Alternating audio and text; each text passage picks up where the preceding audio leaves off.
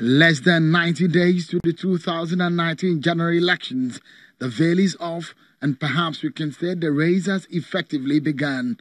According to the Electoral Act, the period of campaigning in public by every political party shall commence 90 days before polling day and end 24 hours prior to that day. The first set of elections are the presidential and National Assembly polls. Out of the 91 political parties, 79 of them are fielding candidates for the presidential elections, and the battle is all for one presidential seat and one vice presidential seat. The National Assembly seats are all for contest and are for 109 senatorial slots and 360 House of Representatives seats. As the first day of ballot draws closer, there are fears about the funds meant for the elections. Some issues still remain unresolved over the 2019 elections budget. The Independent National Electoral Commission, INEC, is yet to be funded for the elections.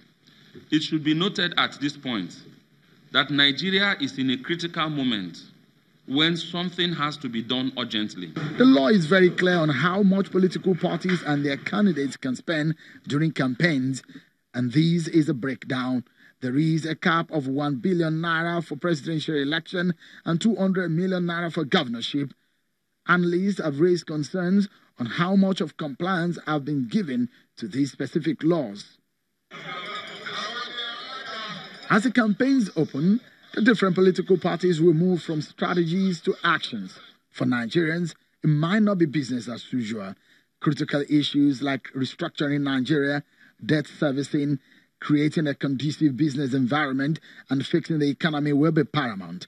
The presidential candidates and their parties must also be able to give solid ideas on ensuring security, building infrastructure, tackling youth unemployment, workers' wages, and job creation.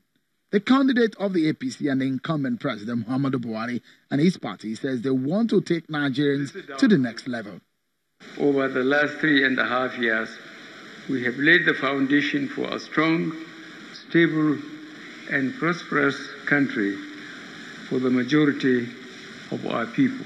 The main opposition party, PDP, and its candidate, Atiku Abubakar, have promised in a policy document released to create 3 million jobs every year if elected as president in the 2019 election. According to the former vice president, he has plans to lift 50 million Nigerians out of poverty by 2025. Other candidates in the race are also pushing for great ideas they believe will benefit Nigerians. The focus of my government will be human capital development and innovation to drive Nigeria's economy into the 21st century. Education is the new oil, and that human capital is the new economy. It's a kind of sea change direction that would take this country out of the entrapment of poverty. The music and the stories in political campaigns are not new to many Nigerians, but what may strike a chord this time around is in how much of these promises are tending to the concerns and challenges of an average man on the street. A successful campaign may not be in the volume and intensity of it, but maybe in the clarity and the purpose of the ideas they put forward. The over 80 million registered voters have the powers in their hands, and in 2019 they will decide those who govern them. From Lagos, Seun Akimaloye reporting for Channels Television News.